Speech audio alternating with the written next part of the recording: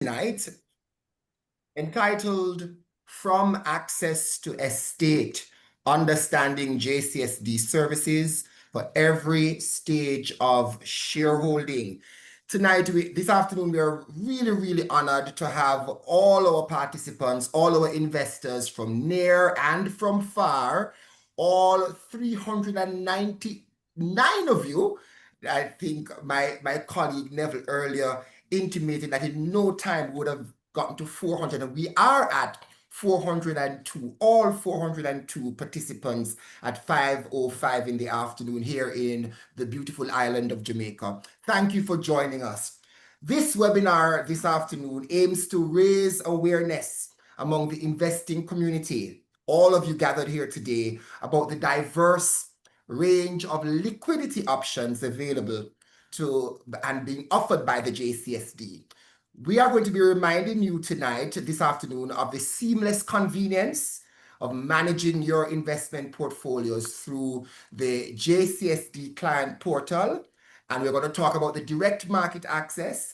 And we're going to talk about all of the liquidity options available to you. And then a little later, our legal mind, our legal luminary, Mr. Javon Leon, will be talking about how do you deal with the shares of deceased shareholders. So lots in store for you this afternoon to unpack, and we want to have an engaging session. But before we get into the fun stuff, we're going to be inviting from the JCSD supervisor of the RSU division, Miss Alicia Dean, to, as usual here in true stock exchange style, to open the proceedings with prayer. Miss Dean, over to you. Good evening, everyone. Let us pray. Heavenly Father, we give you thanks for today. We give you thanks for bringing us together in this fashion. As we're about to start our session, we ask for you to give us open minds, open hearts, and just guide the proceedings. May we continue to grow as a company as we learn together and just educate the wider community. In Jesus' name we pray, amen. Amen. And education, market education is the order of the business here at the JCSD and the Jamaica Stock Exchange Group. We take investor education and investor sensitization very seriously here. And so we are gathered here this evening to just share information that will help you along, as our theme says, from access to estate. Yes, we want to show you and provide to you information on the various stages of the shareholding journey. And to bring context and welcome and greeting to tonight's presentation and tonight's webinar, I'm going to be inviting, ladies and gentlemen, Miss Andrea Kelly. Yes, General Manager for the JCSD and the JCSD Trustee Services division here at the Jamaica Stock Exchange Group. Ladies and gentlemen, a virtual applause. If you could find your applause button, or if not, just give me some virtual applause, please, and help me welcome to bring greetings and opening remarks to this auspicious gathering of investors this afternoon, Miss Andrea Kelly. Miss Kelly, over to you. Thank you for joining us, and we appreciate hearing from you at this time. Thank you, Principal Powell. Good afternoon, everyone. On behalf of the entire team at the Jamaica Central Securities Depository, it is my absolute pleasure to extend a very warm welcome to you all. Thank you for taking valuable time out of your schedules to join us for this important webinar. We are truly honored to have such a diverse and engaged investing community with us today. At the JCSD, our core mission is to be the bedrock of Jamaica's capital markets, providing secure, efficient, and innovative infrastructure that empowers investors like you. We understand that navigating investments involves more than just buying and holding. It requires flexibility, accessibility, and clear processes, especially when circumstances change. Today's session is designed specifically to empower you with crucial knowledge across three key areas. One, unlocking liquidity. We know access to your capital is vital.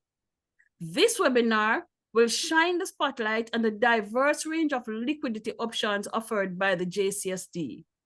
Whether you are considering strategic rebalancing, need funds for an opportunity, or require capital access, understanding these mechanisms is essential for effective portfolio management. We will guide you through the avenues available to convert your holdings efficiently and securely. And two, seamless portfolio management. Managing your investments should be straightforward and convenient. We will remind you of the powerful tools at your fingertips, the JCSD Client Portal. The JCSD Client Portal and the Direct Market Access, DMA, you will discover or rediscover how these platforms offer unparalleled ease and control, allowing you to monitor holdings, execute transactions, access statements, and manage your portfolio with confidence 24/7 from anywhere. And number three, navigating sensitive transactions. Life events require careful handling, especially concerning investments. A significant focus today will be on understanding the legal processes surrounding estate transfers and compliance when managing shares following the passing of an investor. We recognize this can be a complex and emotionally challenging time. Our aim is to provide clear, step-by-step guidance on the procedures involved in the documentation required by the JCSD and how we can assist executors, administrators, and the beneficiaries in fulfilling their duties smoothly and in accordance with regulations. The webinar is more than just information sharing. It's about strengthening your confidence as an investor. By deepening your understanding of JCSD services, from accessing liquidity and leveraging digital tools to managing estates, you can gain greater control and peace of mind over your financial journey. Our expert presenters are ready to delve into these topics, providing practical insights and answering your questions. We encourage you to make full use of the question and answer later. Your participation is key to making this session truly valuable. Once again, thank you for choosing to spend this time with the JCSD. We are committed to serving you and supporting the growth and sophistication of Jamaica's investing landscape. Let's get started. Let's get started. Thank you so very much, Miss Kelly. You've set the context so perfectly for why we are here. And I'm underscoring one of the things you said tonight, just now. Please, we encourage your participation in our workshop. And we're going to be encouraging your participation in two ways.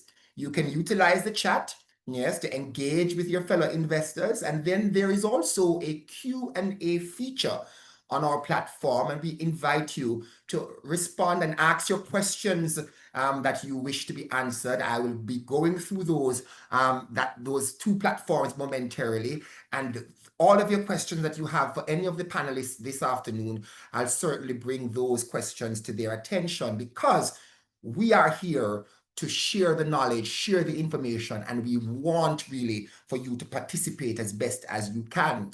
I just realized I didn't introduce myself. I'm Kevin Powell, the principal here at the Jamaica Stock Exchange eCampus, and I'll be your moderator for this afternoon's webinar session. So please feel free to participate, take your notes, because we are on a journey of sharing, yes, understanding the services of the JCSD for every stage of the investment journey and the shareholding journey. Coming to talk to us at this time to provide an overview of the Jamaica Central Securities Depository, as well as to delve a little deeper into some liquidity options, as was mentioned earlier by our General Manager, Miss Andrea Kelly, we're going to be inviting Manager for the Registrar and the Depository Services of the JCSD, Mrs. Cadil McNaught Hermit. and you don't want to miss this. Anybody who can talk to you about liquidity options and the wide range of services here at the JCSD, it is Mrs. McNaught Hermit. So, ladies and gentlemen, please help me again. I crave your virtual applauses and help me welcome Mrs. McNaught Hermit to make her presentation at this time. Thank you. Ms. Hermit, over to you. Mrs. Hermit. Thank you so much, Mr. Powell. Good afternoon, everyone. I am waiting for the presentation to just be shared on screen, and then I will begin. As Kevin indicated, I'm Cadil McNaught Hermit, and I am the manager of the Registrar and Depository Services.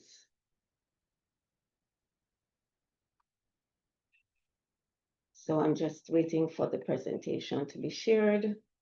Hoping you are seeing, okay, it's coming up now.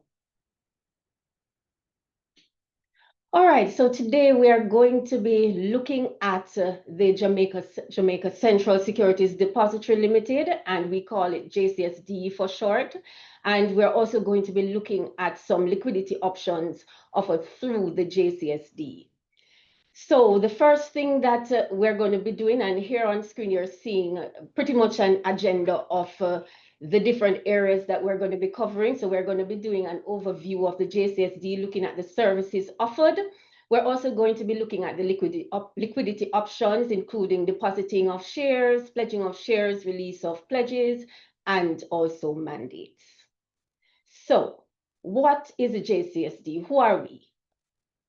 The JCSD is a wholly owned subsidiary of the Jamaica Stock Exchange, and we have two departments. First department, or Registrar Services Unit, and that unit provides issuing office, registrar, and transfer agent services to issuers. And then there's the Depository Services Unit, which holds securities in electronic form so that ownership can be transferred via a book entry system. And a book entry system is pretty much what you're exposed to, those who do accounts. For every debit, you must have a credit. So once shares are being debited from an account, there has to be a credit. Now, let's delve a little further now into the various departments. So the registrar services, I indicated that they offer issuing office, registrar and transfer agent, and paying agent. So let's look at what the issuing office service is. So the registrar services offers various services to entities seeking to raise capital via an IPO, that's an initial public offering, an additional public offering, or a private placement. And I'm quite sure that you're familiar with these terms because there have been many IPOs in the market, the most recent being the Barita bonds. And I'm quite sure that many of you on this platform would have purchased some of those securities, but we've had many over the years. And so the Registrar Services Unit, we are often engaged by these issuers to help them to manage their IPOs and their APOs. So what do we do here? We receive, vet, process these applications. We also generate and finalize allocations. And I know that you're familiar with the matter of allocations. So right after an IPO closes, the lead broker will say, okay, this is how the shares are going to be allocated based on those applications that they would have gotten. It is the JCSD as registrar who will now generate these allocations, and we will also finalize these allocations so that we can prepare a register of members, which is then submitted to the Jamaica Stock Exchange. Right after that, we're going to prepare allocation letters, and we're going to send those out to you as shareholders who would have purchased shares through the IPO, APO, or through a private placement. The second service now that the Registrar Services Unit offers is registrar and transfer agent. And this is where you come in, where you deal, this is how you get to, communicate with and interact with the registrar, because we are the one who maintain shareholder records and share register for issuer clients. Now, I must say that the JCSD is not the registrar for all listed companies, but we are the registrar for most of the listed companies.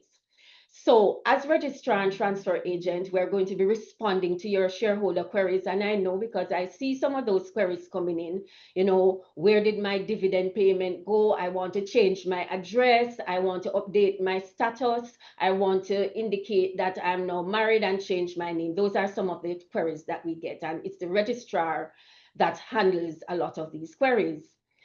As registrar and transfer agent, we also process corporate action. So, you know, where you're seeing stock splits, bonuses, the registrar will process those. Rights issues, it's the registrar who will process those. We distribute annual reports on behalf of the companies that we are the registrar for, and we attend those AGMs, those annual general meetings, and you'll see us at the front doing the registration and ensuring that, you know, you know the units that you have, so you can know how, whether or not you can vote and so on. So those are some of the services that we offer as registrar and transfer agent. However, we also provide an electronic solution. Since COVID, you know that we have been having a lot of electronic or hybrid AGMs, and we provide a solution where persons can actually have fully electronic meetings or hybrid meetings. We also do process the transfer of units in the event of death or if you're depositing your shares. Now, the final service that the Registrar Services Unit offers is that of, if we can just move to the next slide so that the persons can follow with me, right, that of paying agent. And I would have mentioned that before, where you're sending queries, you know, what happened to my dividend payment? So those clients that we are the paying agent for, we will be the ones who pay out the dividends once there's a declaration. We will also pay interest for some of those issuer clients who have bonds, and we will also do capital distributions. So once you have a query on a dividend payment, you can always go onto our portal, send in a query, or you can email us. And you'll hear more about the portal from one of our presenters a little later on. Now let's look at the depository services unit. Remember I said it's 2 units, the registrar services. So I just told you about those 3 services. Now I'm going to tell you about the depository services unit. And I'm going to stay a little while on the depository services. Now, some of the services that we offer, 1, depositing of share certificates, and I'll go a little deeper into that. Clearing and settlement. So all of the trades that take floor on the place of all of the trades that take place on the floor of the exchange is settled by the JCSD. What do I mean by settlement? It means that on a particular day, which is T+1 trade day plus 1 day, those trades that take place on the floor of the exchange becomes final. So if you did a trade today, then tomorrow, because it's a T+1 settlement cycle, those trades will be final. And what happens on settlement day is that those brokers who are net buying brokers, they're going to pay over to the JCSD the funds so that we can pay those who are net selling brokers. And once that happens, we will then go into our system and we will just move. Remember, I spoke about the book entry system. All those who would have sold shares, we will remove those shares from those accounts, and those who would have purchased the shares, we now credit them to that account. It's all done electronically. I'm just trying to explain it so that you understand. So that's a big service that we offer, clearing and settlement. Another one is pledging of securities. We have mandates as well, and we have the direct market access, which another presenter will speak to you on. So let's look now at depositing of share certificates, because you have to have your certificates in the depository. If you could just move to the next slide, you have to have your shares in the depository before you can have those shares working for you. So what do you need to do? You need to go to your broker. And before I even go there, let me just tell you that investors deposit their securities into the JCSD to allow for easier transfer of shares. So you still have a lot of shareholders who have certificates out there. And once you have paper, it can get lost. It can get stolen. So you want to eliminate all of those things from happening. So you want to deposit them in the JCSD so that you can have them electronic.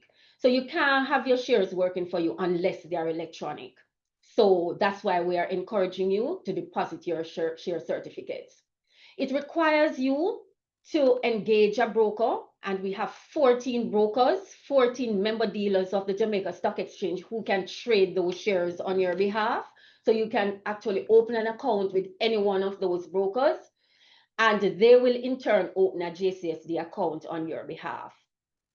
You will now have to submit all those certificates to your broker, who will have you complete a transfer form, and then they will send the transfer form and the certificates to the JCSD so that we are able to deposit them into the JCSD.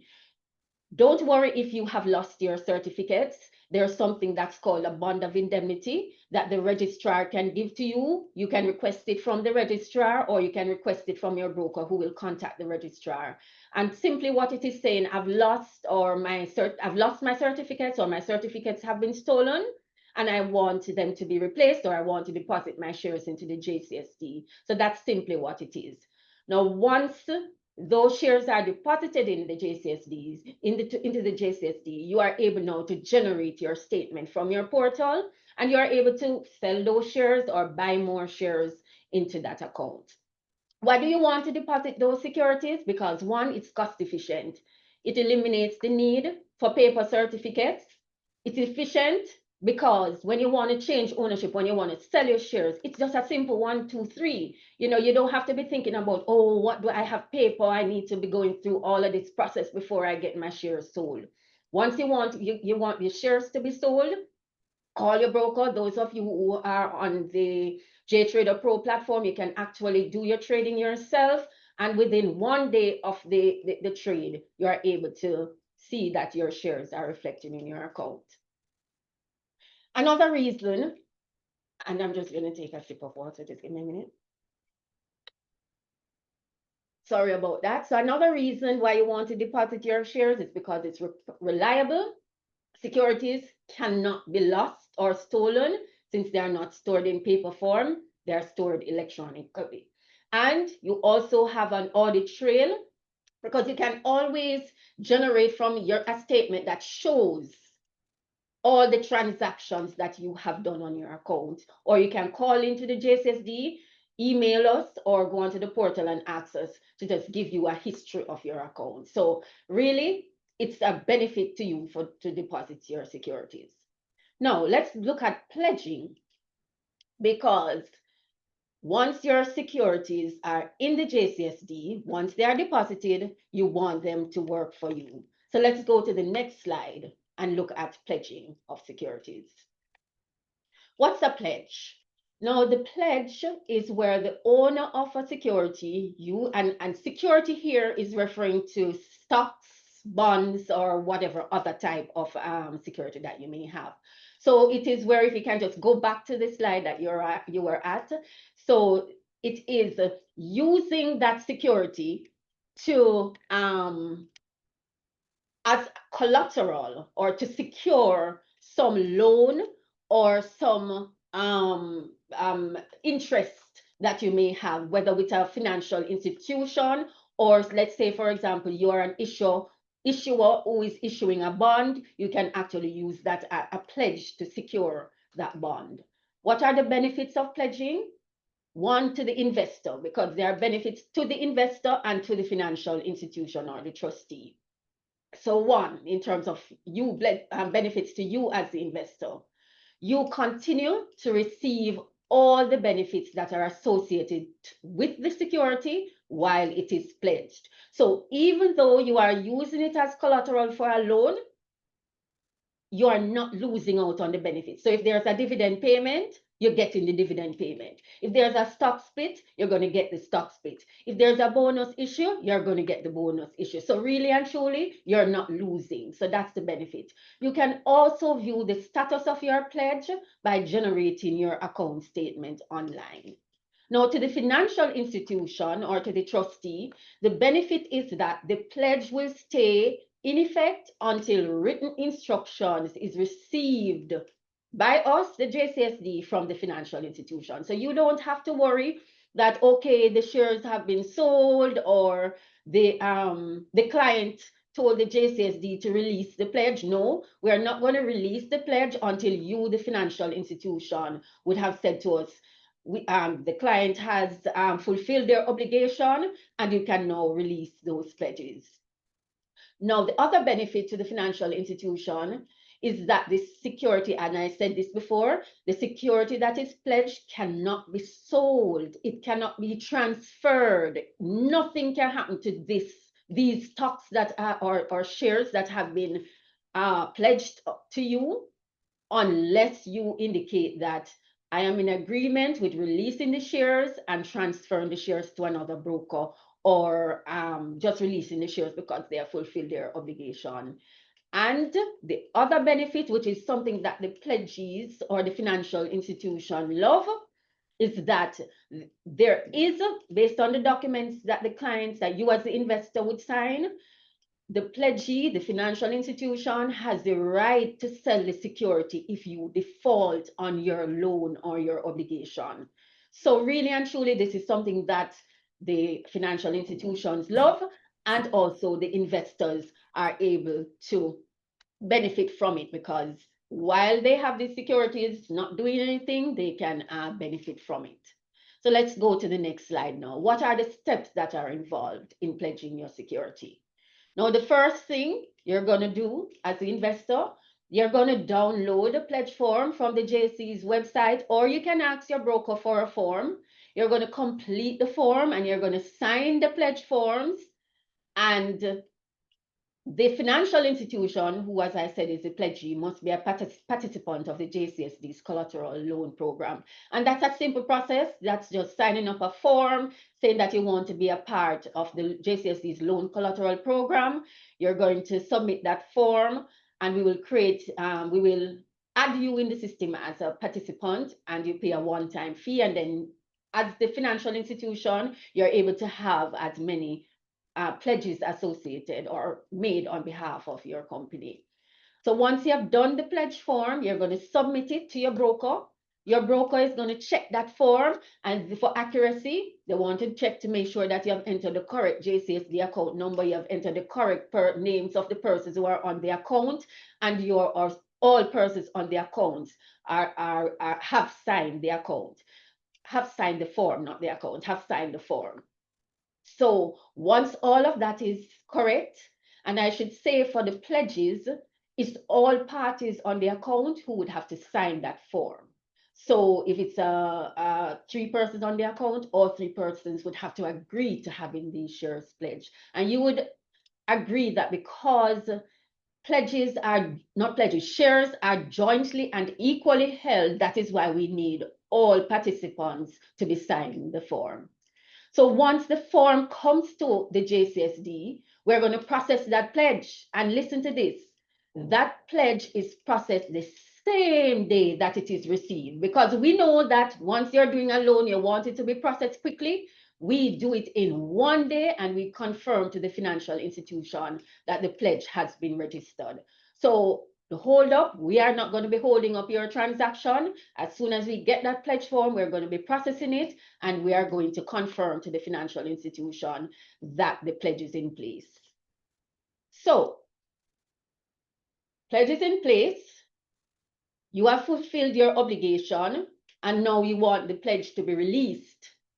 Now, the release will have to be requested through the financial institution or the pledgee, because we are not going to take the instruction of the investor to release the shares. And you'll understand why, because the obligation it's in this instance, the obligation, you'd have signed over the obligation to the financial institution. So once they say to us, listen, we no longer have an interest in these shares, please release, we're going to release. They are going to write to us.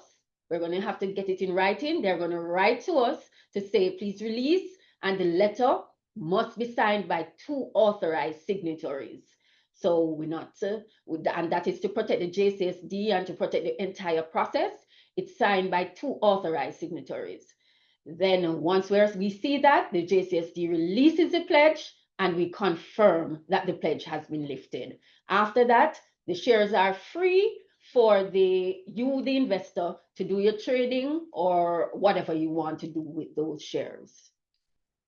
So that's the pledging and the pledge release. I'm now going to tell you about the mandates. And I really want to stress the mandates now, because this relates to your dividend payments. And I mean, most of us, we don't want to have to be going to the bank. We don't want to be having paper. We want to see the funds being debited into our account so that we don't have to be waiting for the post office to be sending us dividends. If you could just move to the next slide for me. So a mandate instruction is where an investor provides instructions on the treatment of their dividends or their interest payments. And there are three types of mandates. One, the bank mandate, and this is the one that I am pushing, because we want to get to a place where there are no more checks in circulation, right? We want to get to a place where, as registrars, we can debit your account with your payment quick and easy, same day you get your money or by latest next day. So in terms of the bank mandate, we have a form. You can go to our website and you can download the form. It's a fillable form, and then you just sign it and send it to us. Or you can go onto our portal and you can actually add your mandate yourself. But again, you'll hear more about that from Tamika a little later in the program. So the bank mandate, it requires you to give us the institution that you have your account at.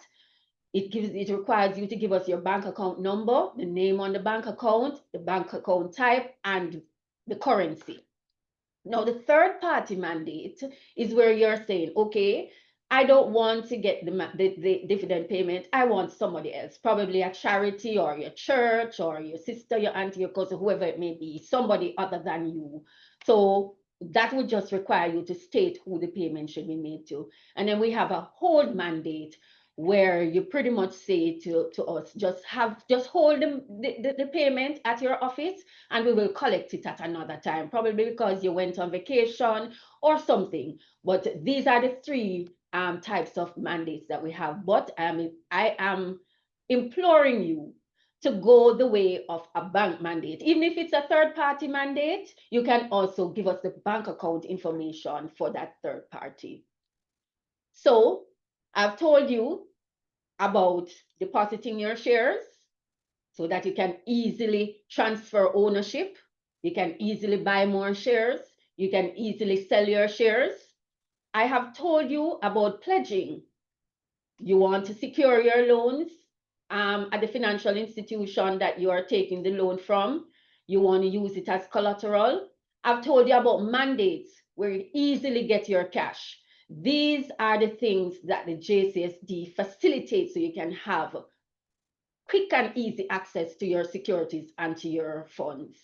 So in conclusion, the JCSD provides several services which can be used for the benefits of investors.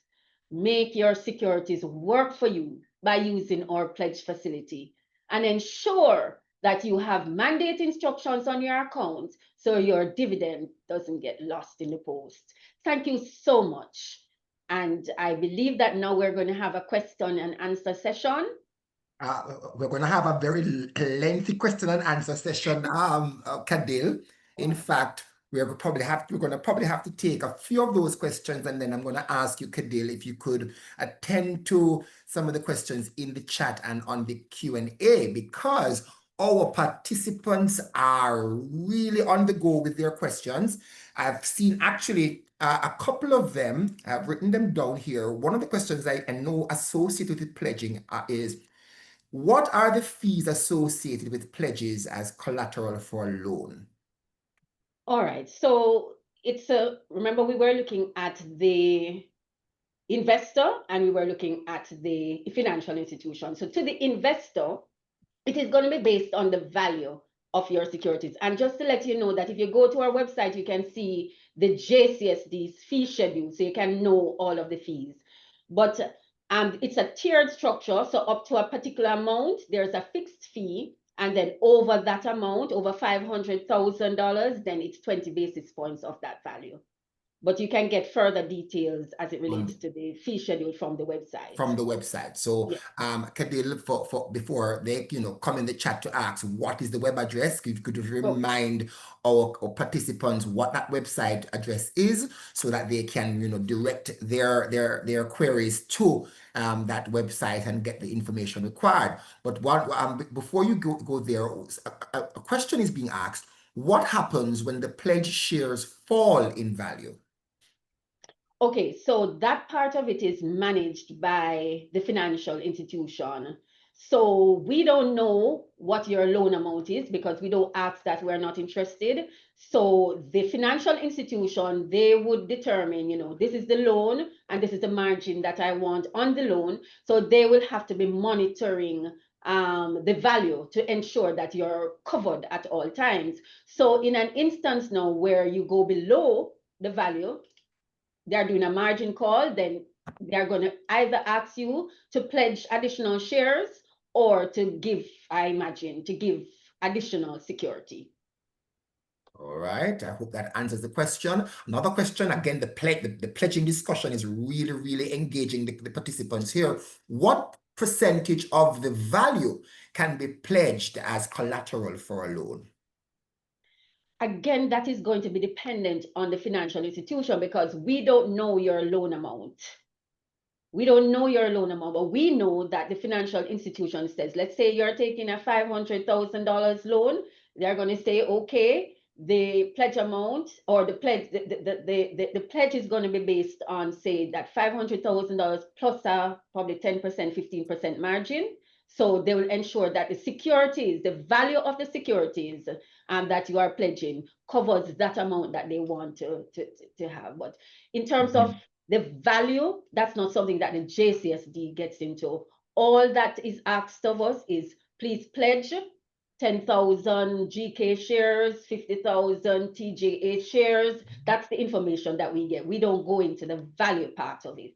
Got you. You had mentioned earlier that there are a few financial institutions who actually have enrolled on this pledging program. Do you have a list that you could readily, indicate of financial institutions that actually currently use this pledge system as collateral?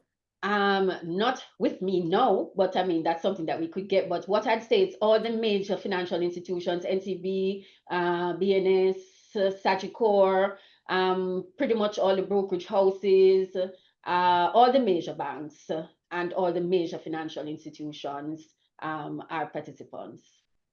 All right, very good, very But well. again, even Yes. if your financial institution is not a participant, it's really just an easy process to complete the application form, submit it to us, pay the one-time fee, and they'll be set up. That can be done in a day as well. A question about mandate. How does one set up a mandate using a broker like JMMB? This person was asking in the Q&A section.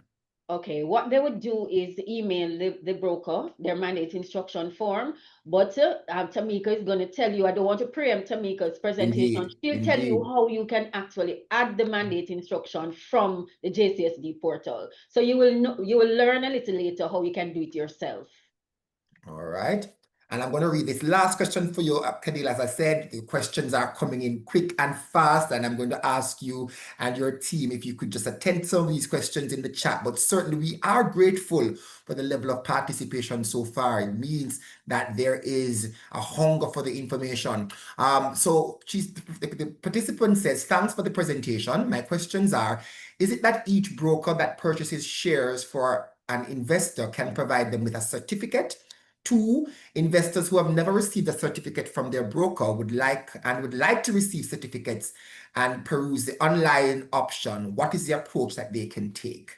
All right, I've seen a few questions of persons saying they have not seen a certificate in a long while. And how I am grateful. I should have clarified that in my presentation. So thank you for this opportunity. So most of the companies that are coming to market now, they don't issue certificates. It from the get-go, it is electronic.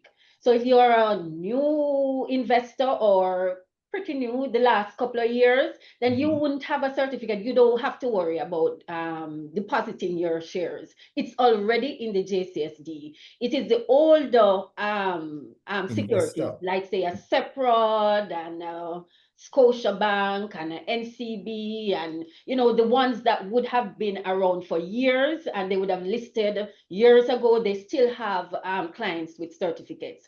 So if you are one of those clients who have certificates, and you would know, and you can call into the JCSD and we can tell you, but I can tell you those that would have been listed, say, in the last 10 or more years, you don't have certificates for those. So you don't have to worry about depositing your share certificates. They are already in the JCSD. Gotcha. All right. So I hope that information was useful. And a final question, I promise, on pledging, because the questions on pledging are coming in fast and furious. For shares that are pledged, do dividend payments go to the lending institution to pay down the loan, or is the dividend still paid directly to the shareholder? The dividend is paid directly to the shareholder. However, the shareholder can say to the JCSD, I think that's called a notice of direction. They can give us a notice of direction and say, pay my dividends to my financial institution. But automatically, it is going to be paid to you as the investor unless you give us that instruction to pay to the financial All right. So institution. the investor would need to give the instructions to the JCSD about the payments there. Yes. All right. Thank you so much, ladies and gentlemen. Your questions, I see them. They are in the chat. We can't answer all of these questions in this particular platform, but certainly we'll ask our representatives here at the JCSD and the JCS group of companies to, as quickly as they can, respond to some of these questions. But certainly, Khalid, what I'm seeing though is that many of these questions do relate to just, some personal issues that people have. So I want you to just assure the participants tonight that they can call and contact the JCSD and the registry department to have some of these issues addressed, and how they could do that, please. Okay, so in terms of contacting the JCSD, you can contact the Registrar Services Unit at JCSDRS@jamstockex.com.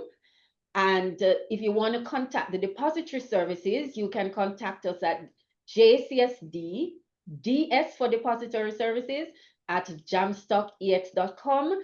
Or you can also contact us from the portal, and Tamika will give you the instructions as it relates to sending a query through the portal. Through the portal. All right. Thank you so very much. But wonderful presentation, Kadil.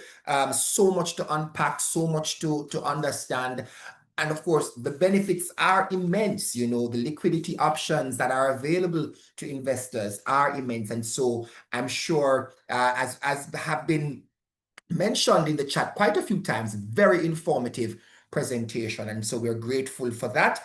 And certainly I want to assure our investors and participants tonight, all over 500 of you that have gathered here in the room tonight, that the presentation will be made available post the webinar, because we know it's precious information that is being shared. So the recording of tonight's session will be made available to our participants. So you can rest assured of that. All right, we're going to switch gears a little bit now and talk about investing in the overseas markets. Direct market access is the title of this presentation. All right, and so just as informative as our previous presentation has been, I guarantee you're going to want to stick around for this one, as Miss Althea Daly, a consultant here at the Jamaica Stock Exchange, will be looking at the direct market access platform and share with you how you can hold shares in some overseas markets. Ladies and gentlemen, please, another virtual round of applause for Miss Althea Daly. Miss Daly, it's all yours. Good afternoon, everyone. Welcome to the JCSD's webinar. And I am so happy that so many of you have taken the opportunity to join us this afternoon. As we go into the presentation, as I wait for the presentation to come up, I know many of you have thought about how can I invest overseas. And this presentation is going to show you how we at the JCSD are listening, taking you into account, and are providing you with an opportunity to invest in overseas markets. All right, so we get into the presentation. Alfia, before you go into the presentation, I know you're ready to go. If you could just talk about it louder for me, please. I know we're having a little challenge hearing you clearly. So just speak into that microphone. Are you hearing me anymore? Are you hearing me any better? Much better. Thank you. Okay, thank you very much. All right, can you go ahead to the slide, please? All right, so we're going to discover the power of the JSE's Direct Market Access Platform. So what is the JSE's Direct Market Access Platform?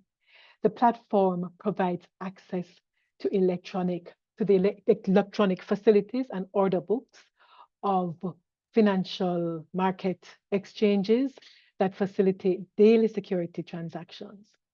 What that means is what it does is it provides you with an access to the order books of other financial markets, the markets overseas. All right, and it allows investors through their local brokers, not by yourself, through their local brokers, access to stock exchanges in other jurisdictions. In the first instance, we're giving you access to the Canadian market. All right, so the first instance, which is now, we are in the Canadian market. What this platform also allows is for investors to monitor their portfolio using the JCSD portal. And you are going to hear more about that later on in the presentation. Next slide, please. Who are the participating brokers? We currently have 2 brokers on the platform, and those are QMax Wealth Management Limited and Barita Investment Limited. However, we have been in active discussion with other brokers, and we are expecting an onboarding of other brokers onto the platform very soon. Next slide. So, why do we have the JCSD platform now? Well, the first thing is that none of us wants to keep all our eggs in one basket. We want to be able to put some money here, put some money there. So we have several bank accounts, we have several brokers. So we'd want to diversify. And so that's the next thing. It allows us to diversify our portfolios. And we diversify the portfolios based on industry. In the Canadian market, there are many industries. You have mining, you have gold, you have the fast food industry, you have the transportation industry, the pet food industry. They're very wide, very varied. And so you have a lot, instead of like in the Jamaican market, we have mostly like the financial institutions, and we have also the manufacturing and distribution institutions here. But there we have those, and we have a whole lot more. If you want to get into the cannabis industry, to invest in that, that's available as well. And also currency. Instead of just having access to Jamaican and US, you now can diversify in the Canadian currency. And then, of course, there's a high rate of return on investing in the Canadian market. The next slide that is coming up is going to show you a little bit about what those returns look like. And I know you see one that is looking way above all the others. That one is as a result of a merger. When the investor purchased that security initially, they invested in a company called Copper Mountain Mining. And Copper Mountain Mining, at that time, the price was $1.65. They merged with another mining company. Yes. Sorry again, your voice has dropped a little bit. So if I'm you could sorry. Just, yes, be a little conscious. All right. All right. I will hold on to my microphone so that I can speak in it directly. Are you hearing me better? Much better. That seems to work. All right. Thank you so very much, Principal Powell. Yes, so for Hudbay, it's a merger of two companies. The original company that was purchased by the investor is Copper Mountain Mining, and they merged with a company called Hudbay. And at the original purchase was at $1.65. When the mergers took place, then the security went up to a little over $7 for each security. So you can see the appreciation that took place just as a result of the merger. As at yesterday, because today was a public holiday in Canada, as at yesterday, the price was $14.65. So you can see the level of appreciation that is taking place, that's taken place with that security. And you can see that in others, there has been significant appreciation. We didn't want to be biased. And so what we've also shown you is, as with any investment, as with any exchange, the price can also go down. And so we do have some securities where the prices have actually gone down. But you rely on your broker, do your research, and you'll be able to select the securities that will give you good yields in the market. Next slide, please. One of the other benefits of this DMA platform is the transparency. It provides the investors with transparency because they are now able to view their portfolio balances. They can go on and see the securities that they have purchased through the JCSD portal. So this is another way. It's very, very big on for a lot of investors. We have heard over the other webinars that we've done that investors want to be able to independently verify the securities that they have asked their broker to purchase. In the same way that you have been able to verify your Jamaican securities, you can use the portal to verify the Canadian securities. The securities are not necessarily, we don't hold them here in the JCSD, but what we do is that we provide, we put them in as kind of like a shadow in the JCSD platform, so that you can have access to it using the portal. You can see what's there. Next slide, please. Enhanced ease and efficiency. And what that means is that our client transactions will be processed faster, as the brokers will no longer have to call in their orders, because I'm going to go to the next. In the next slide, we'll go through and look at the process, and you will see that what happens is that the transaction goes from the DMA platform straight to the trading platform of our broker in Canada, and they don't touch it. It goes straight to their trading platform, and in the same way trades are entered in Canada and it goes to the exchange, it just goes straight from their platform to the exchanges. And I will tell you about how it is filled in the slide that's coming up. All right. So first and foremost, you have to go to your broker. This is a broker-driven transaction platform. And I know the question is, so why can't we do our transactions like we do with JTrader? That's going to be coming, but right now you have to use your broker. All right. So you go to your broker, and what they will do is they will open a new JCSD account for you.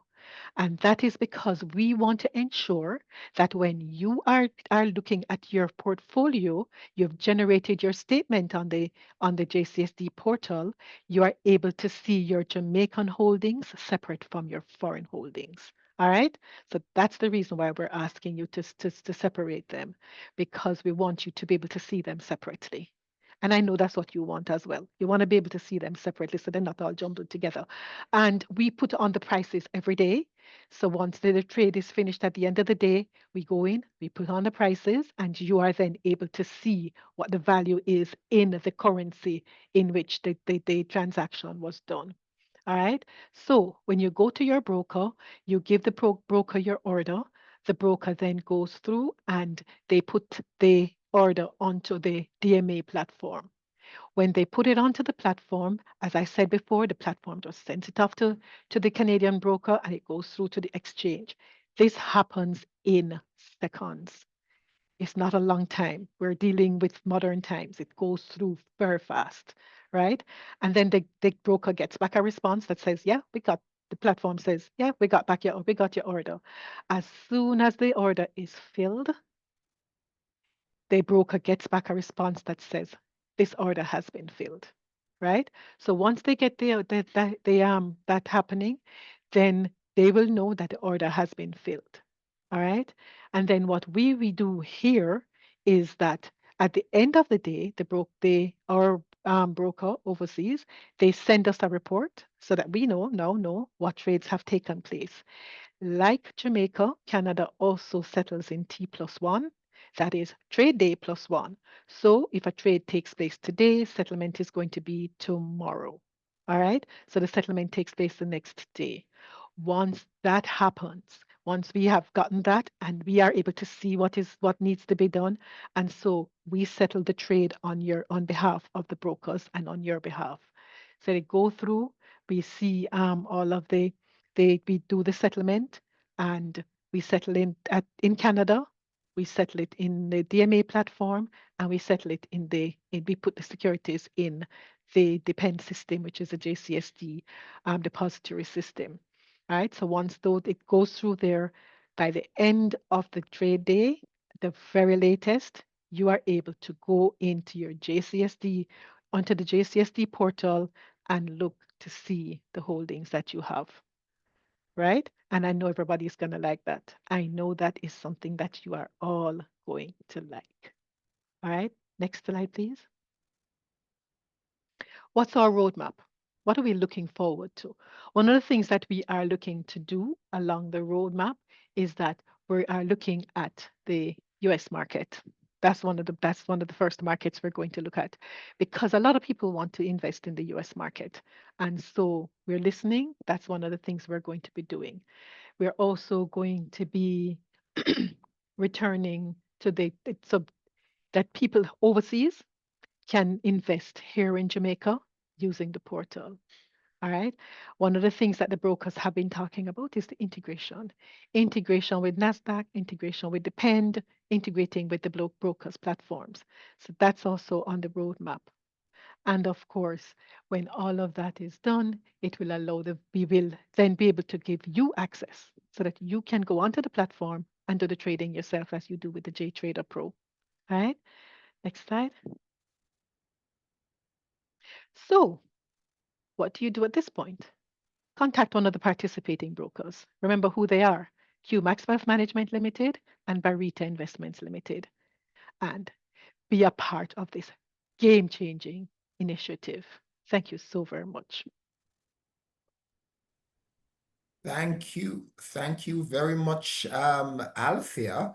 And just like Cadil's presentation before yours, there are quite a few questions in the chat and on the Q&A platform for you to answer and to engage with the participants. So I'm going to just go ahead. And of course, the question that has been coming up, who are the brokers who are participating? And we have answered that question. It was answered already for you in the chat. It's QMax and Barita for those who have been asking. But here's a question that I want for you to answer for us. What's the benefit of using the direct market access platform rather than investing directly via a brokerage firm overseas, example, in the USA? All right. When you invest overseas, using a broker overseas, you will not have the benefit of being able to see the securities that you have purchased in your name, because overseas markets, unlike Jamaica, don't have the securities custodied down to the beneficial owner, the investor level. It is custodied in the name of the broker. So that's one of the reasons why you want to have it done through the DMA platform. Also, if doing it here, you have greater control because your broker is here. You can always get in touch with your broker right here in Jamaica. And so you will be able to have access to the thing. And you can call us as well. We're here and we can help you if you have any issues, if you have any questions. It's easier to just get in touch with us. It's a local call versus a foreign and overseas call. All right, sounds good to me. Sounds like, very good benefits to, using the platform. The question is, are we able to access index funds or ETFs via the DMA platform, or is it just only single stocks? No, ETFs are available as well. So you have ETFs, you have bonds, you have shares. So Mhm. there's a wide cross section. That's another way of another diversification as well, that it's not just shares alone. The securities are diverse. Are Yes, diverse. All right. So we yes. have diverse securities available through the DMA platform. Do we have to lodge the funds in Canadian or US dollars to purchase the Canadian securities? That's dependent on your broker. We don't get involved in the money aspect of it at all. Your relationship is with your broker and not with Mhm. us. So your broker will determine what it is that you give to them Mhm. and how much you need to give them. All right. Very important question here for you, Althea. How are capital gains treated on the DMA platform, seeing that Canadian taxes will apply? Yes, Canadian taxes do apply, and the returns are given to us through the Canadian Securities for Depositories, Depository for Securities, sorry. The dividends are paid to us, and then we transfer them to the broker. What we are looking for as soon as we get other brokers on board, what we're going to be doing is we're going to be paying through the RSU, the Registrar Services Unit, so that you'd get your dividends in the same way that you get your local dividends. But that's a little way down the road. What we're doing now is that we give the dividends to your broker, and your broker will just credit either you're going to get it in your hand if that's what you want, or your broker will credit it to your account. All right, All right. sounds good. Again, lots of questions for you, Alfie. Don't get too comfortable yet. On average, how long does it take from the time that an order is placed and a trade is executed? Is there liquidity within the market? Lots of liquidity in the market, very liquid. On average, I would say 2 seconds. It's Wow, that quick. that's quick. It is that That's quick. that's pretty It fast. is like a blink of an eye. It can happen that quickly. All right, sounds good. Sounds good. What are the trading times for the DMA platform? The trading times depends on the market because it's the Canadian market. They open at 9:30 Canadian time, which is 8:30 our time, and they close at 4 Canadian time, which is 3 o'clock our Three time. o'clock. But your broker will determine when they want to place the orders and Yes. when you submit the order. That's all dependent on your broker. Mhm. All right. Somebody's asking, what's the tax amount for the overseas securities? I'm not sure if you know that figure though, Althea, the tax amount. Um, right now, it is what we're seeing is that there was a change, and we're seeing a deduction of 15% in the Canadian market. It was at 25, but Mhm. we're now seeing a change to 15%. Okay. All right. So Althea, lots of persons, love this, what we're doing here with the DMA, and we started with the Canadian securities market. But they're asking how soon will they be able to access the US, the UK, Japan, and other major stock markets? And they want to know, the people want to invest in these other markets, and they Other want to know how markets. quickly can we get on board with these other markets, Althea? And I can appreciate that. I really do. We've actually started and we reached very, very far in our discussions with the US broker. And we're just waiting for some more of our brokers to come on board so that we Mhm. will be able to move swiftly to the US market. The other markets will depend on the markets that our brokers say that they want to go. And of course, Okay. you will drive where your broker is going to go because you're going to be interacting with your broker and letting your broker know these are the markets that you're interested in. That And you're then they interested will, in. They will put up the demand for that. All right. that is correct. What is the minimum amount then required to open an account to trade on the DMA platform? Is there a minimum amount? That's determined by your broker. As I Broker said again, again. yes, this is all your relationship is with your broker. So we don't have a minimum. That's all dependent on your broker. And of course, they're asking, will the dividends be paid in Jamaican dollars or Canadian dollars? That's dependent on what your broker determines. All right. We pay in the foreign currency. All right, good, good, good. So see your broker for information. Lots of questions Yes. here on the DMA. People are quite interested, Althea. So I invite you to tend to some of these questions in the chat because they are lots of interest in this. And of course, I'm going to bring Kadil back in the discussion. I'm not sure if you know Althea, but Kadil and you can play tag team on this. Can Canadian securities be used to pledge in the local markets? Because Kadil just spoke about pledging. Pledging is big, big on the lips of the participants. Can the Canadian securities be used to pledge in the local markets is what is being asked. Well, Principal Powell, for that, I would say it would be dependent on what the financial institution will accept. So if the financial institution is fine with using the Canadian securities as collateral, then we have no problem in pledging those securities. Got you. All right. So go to your broker, go to your financial institutions, and just ask them, will these securities be accepted as collateral for your arrangements? All right. So, ladies and gentlemen, thank you so very much, Althea. Direct market access. There was a question earlier about what is DMA? A simple question like what DMA stands for, and DMA stands for direct market access, giving you direct access to overseas markets is what it really is about. So thank you so much. Learned a lot there, Althea. And you could peruse the questions in the chat and in the Q&A.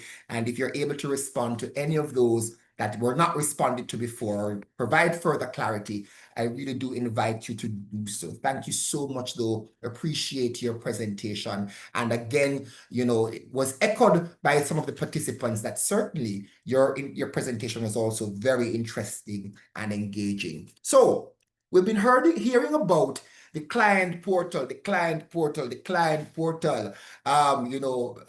Kadil mentioned it earlier, and it was also mentioned in Althea's presentation that you can certainly go to the client portal to do so many of the transactions and the information that you require.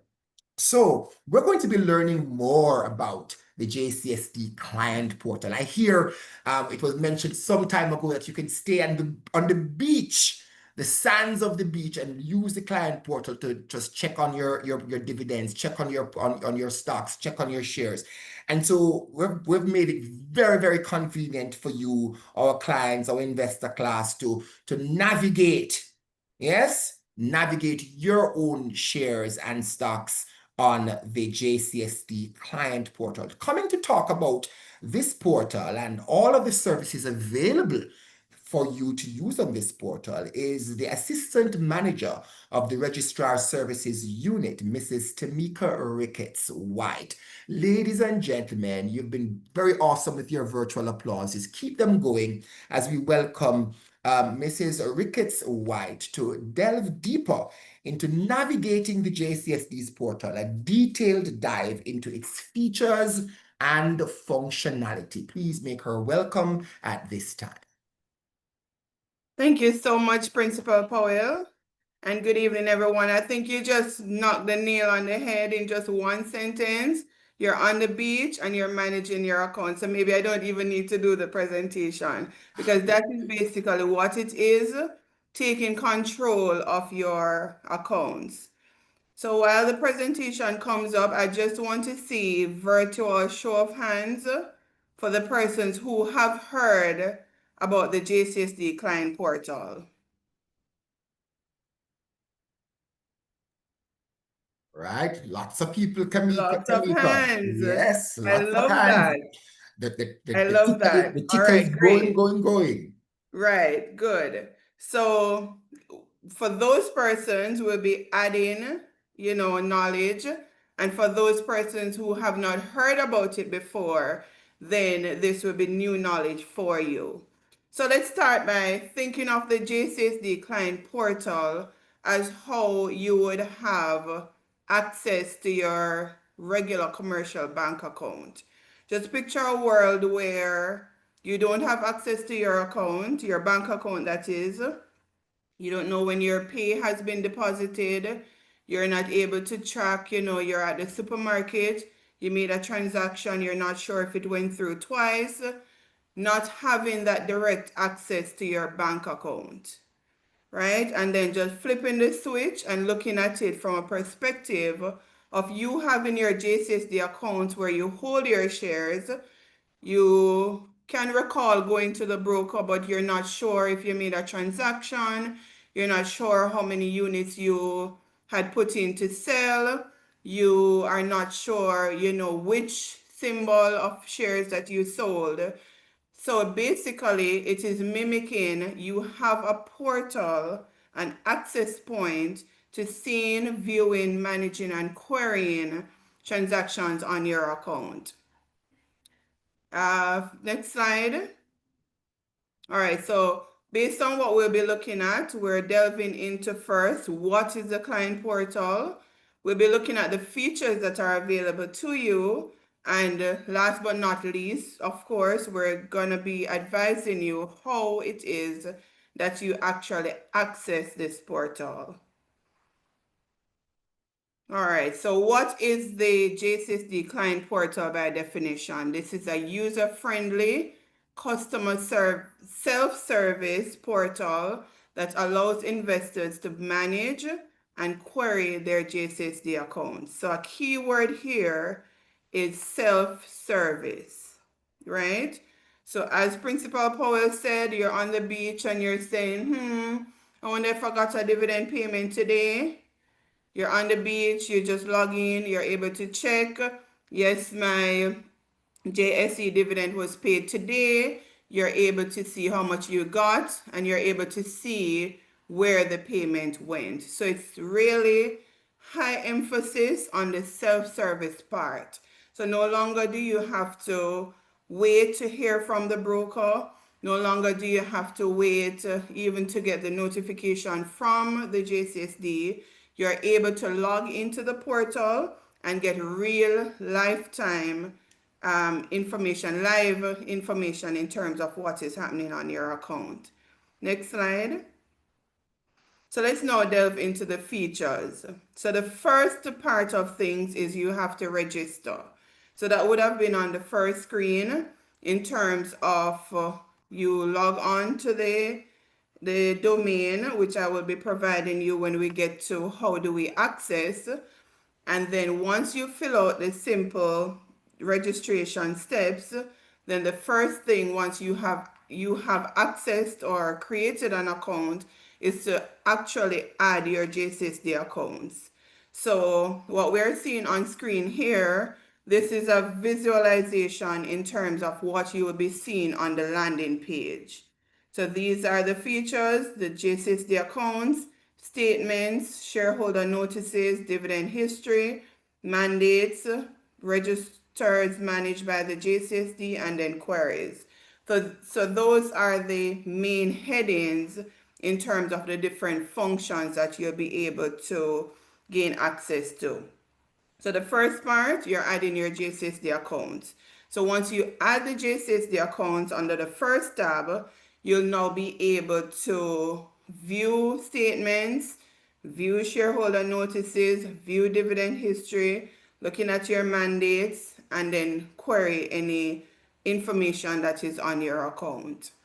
The second feature right there is as it relates to generating statements.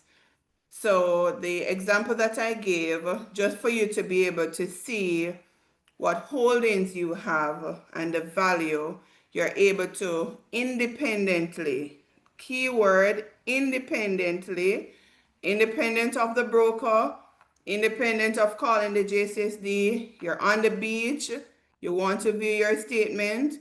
Once you have added the account, that first drop down there, you select the account that you're querying. You put in the date range because you may want it for a specific period.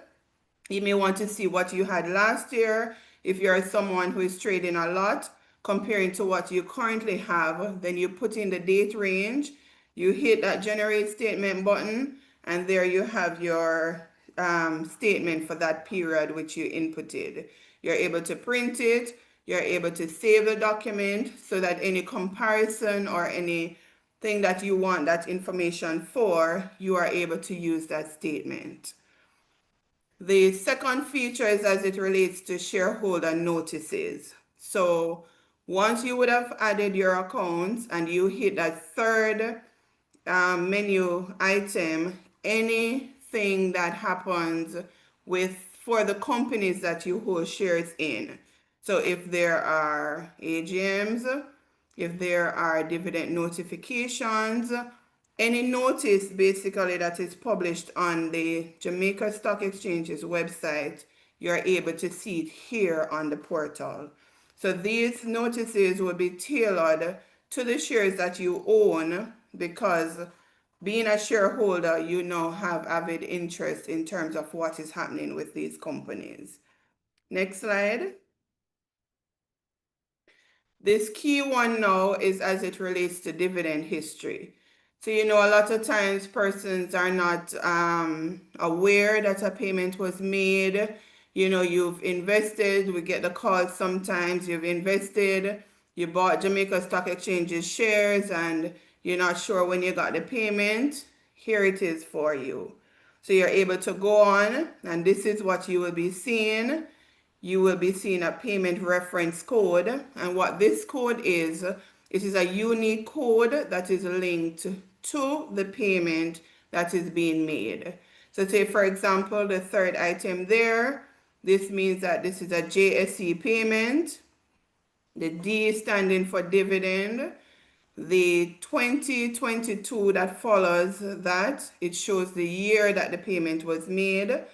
And the following code, which is 02, shows the consecutive in terms of how many payments were made for that year.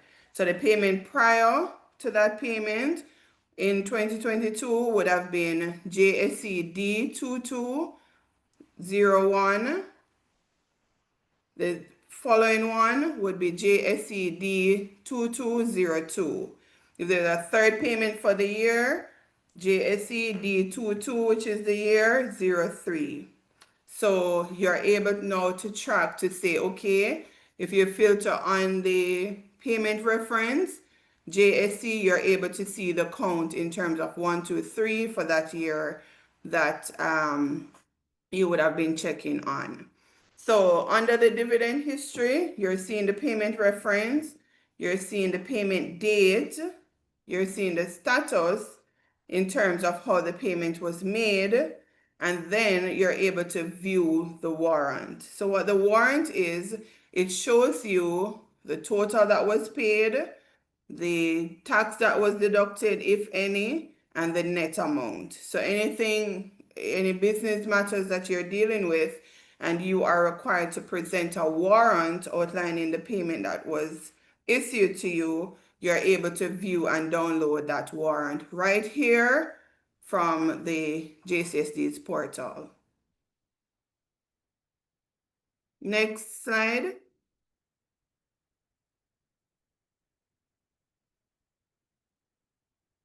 All right, so this one now, both Kadil and I believe Althea also alluded to it, is as it relates to mandate instructions.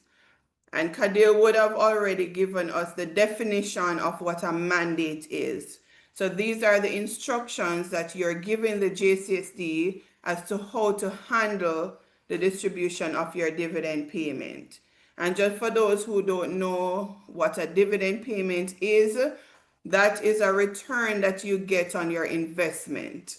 So when you purchase the shares, and once the company that you purchase the shares in has declared a payment due to shareholders, then you receive that payment in the form of a dividend. So that is basically a return that you get on your investment.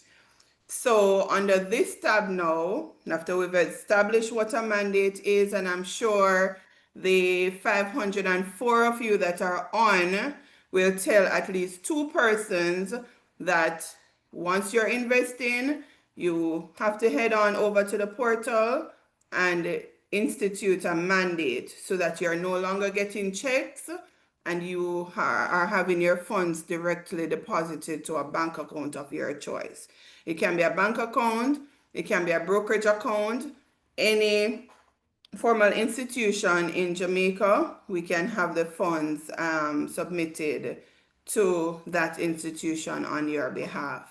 So under this mandate tab, you are able to one, add the mandate, you're able to view the mandate that is in place, and you are able to amend the mandate. So in the event that you go on and you realize that for whatever reason there's an incorrect account number, and it also goes with the monitoring of your account. So you can go on, let me see, and just make sure that my mandate is accurate prior to a dividend being declared. You can view your details here, right? So once you hit the add mandate tab, then the form will come up that you provide us with the name of the financial institution, the type of account, the branch where your account is maintained, and the name that is on the account, and the type of account, whether it be savings or a current or checking account. So again, this is a very important feature because not only are we in the era of investing, but we're also in an era of monitoring our investments and just making sure that everything is okay. A recent dialogue that I had with a shareholder, she made an investment in terms of purchasing ordinary shares, and she migrated, and the address that was on record, no one was at that address anymore. And 5 years had passed, and she had at that point been reaching out now to the registrar to say, I just forgot about the shares. And when we did the research and everything was out in terms of what was outstanding for her, she realized that all the outstanding payments accumulated to over 150,000 Jamaican dollars. And her response was, Miss Ricketts, had I known or really followed up with this, then what I would have wanted 5 years ago was for the dividends to go back to my broker, that I put the mandate in place for it to go back to my broker, and she was now checking based on what she would have given the broker as instructions to do, how much she could have earned on that 150,000 Jamaican dollars.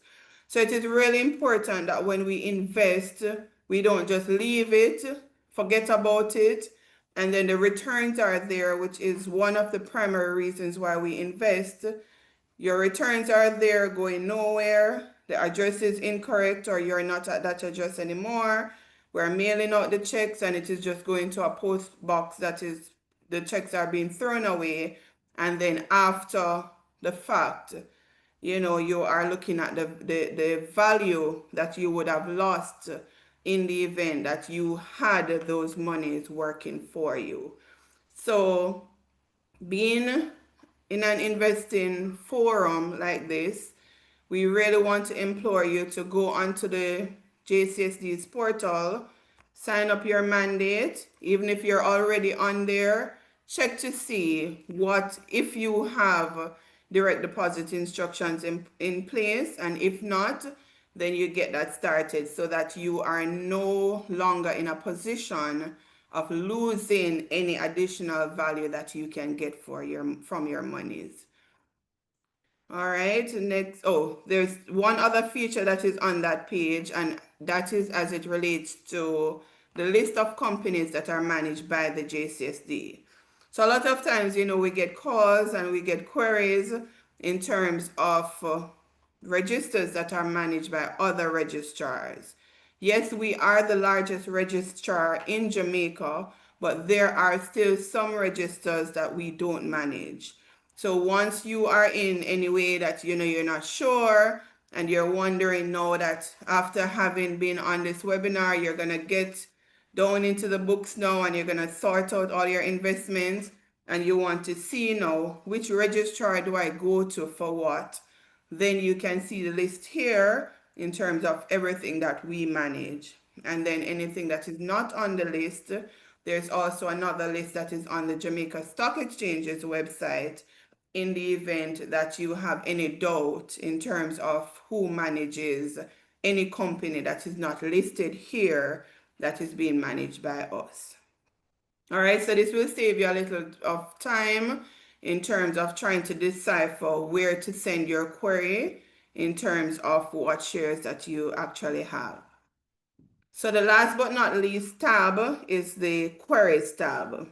So we get queries in different forms. We get letters, handwritten letters. We get, which we consider physical, and we also get electronic mail, which is via email. So this tab here under the portal is another way that you can communicate directly to the registrar. So yes, as we said, it is self-serving. So you're having all your information here together. With the queries tab, you are able to submit a query. You're able to track.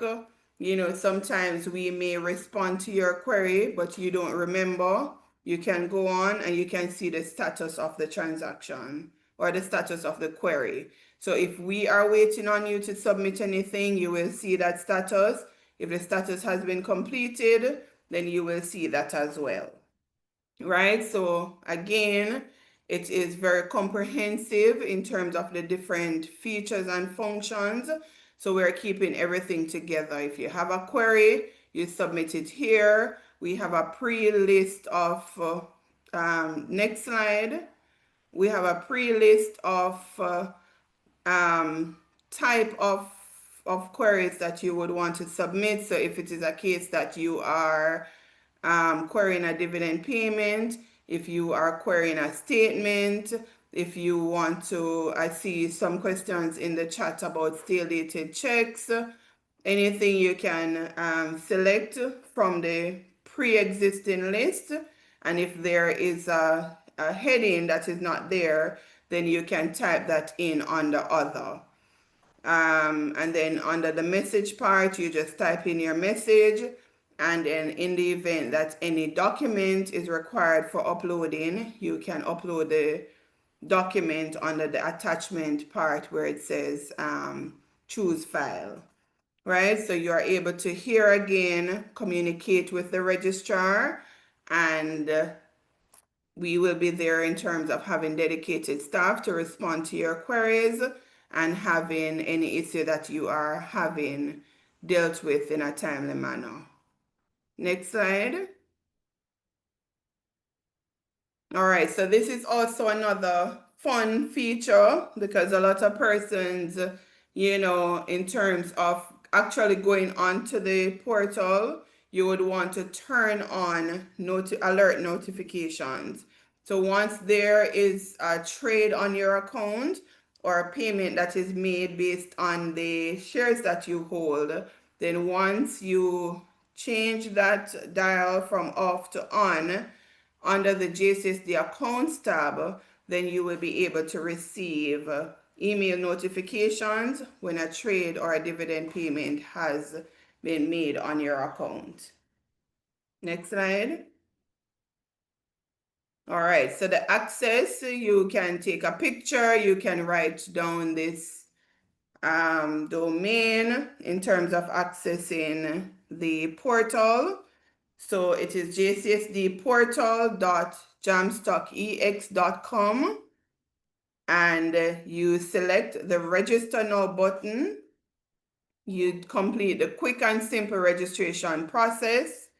You add your JCSD account, and there you have it. You are able to enjoy the suite of features that we just discussed.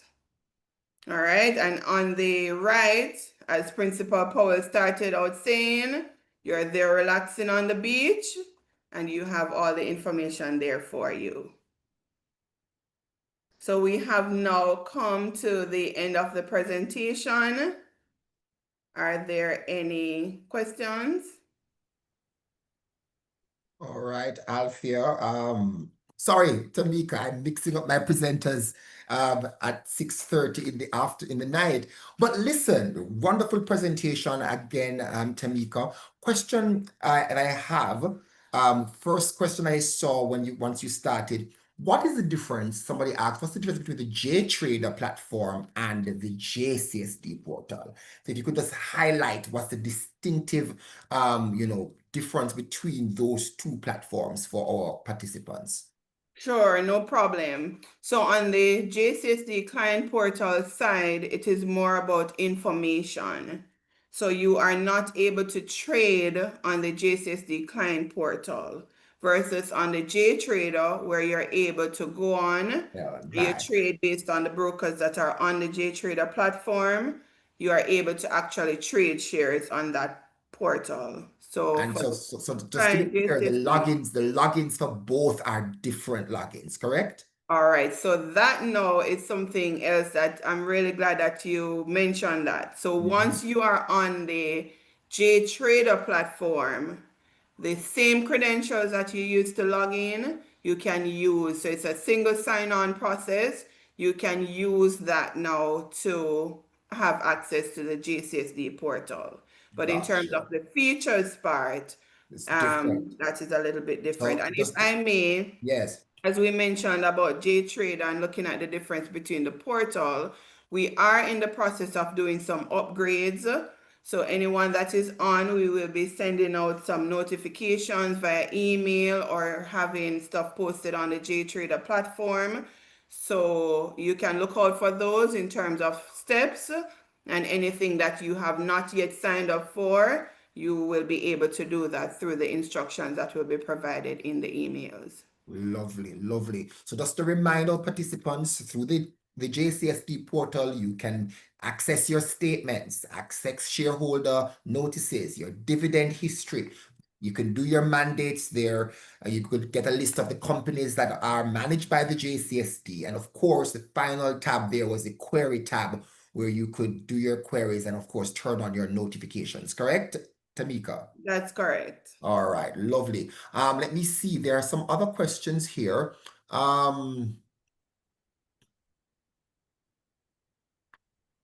Just to remind you that you will have access to this presentation right after we have concluded our webinar. So you don't have to worry about getting access to this platform. Oh, so I saw a question earlier, Tamika, that somebody was saying, they had signed up for the JCSD portal some time ago, but could not remember their login credentials. How easy is it for somebody who has perhaps forgotten their password, their login credentials to regain access to the portal?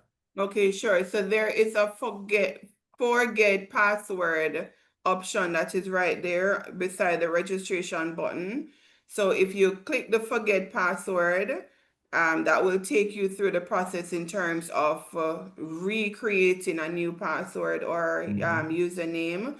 But in the event that you are still having any challenges, you can reach out to us on the side of the registrar, and if there's technical support that is required, then we will get that done. So the email address is jcsdrs, and Althea would have dropped it in the chat previously, rs@jamstockex.com.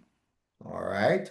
So as easy as that to reinstate and re-engage your platform, your access.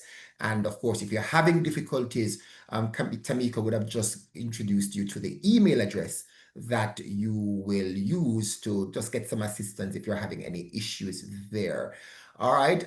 So those seem to be the questions, though, related to the JCSD platform, Tamika. So clear information there. You can, get access to your information about your dividends, your stocks, at the click of a finger of a button, and certainly set up everything electronically for you to have access there. Certainly, I know Tamika will be around to respond to your queries in the chat and on the Q&A platform for those questions that I would not have addressed or asked in this session. All right. Thank you so much, though, Tamika. And the sentiments ring true throughout the presentations. how informative this session has been. And so, ladies and gentlemen, to close the webinar out in terms of the content of the webinar is my friend, the manager for the Trustee Services Department here at the Jamaica Stock Exchange Group, the JCSD, Mr. Javon Leon. And Mr. Leon is going to be speaking about legal matters. What happens to the shares of deceased shareholders? Estate planning we're talking about now. And a very important part of that discussion about, from access to estate.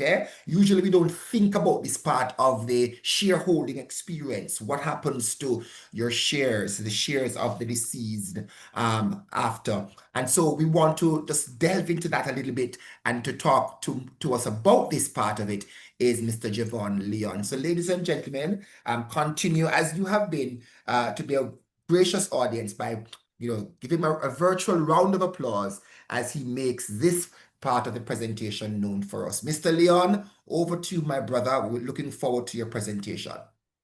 Thank you, Principal. Good evening to all the participants here. I'm sure that you are enriched by all the information that has been presented by the previous presenters, my colleagues, and we're really speaking from access to estate. While I wait for the presentation to come on screen for you here, there's somebody who said it best. King Solomon said in the book of Proverbs, a good man leaves an inheritance to his children's children. And you are all here building wealth with us through the Jamaica Stock Exchange.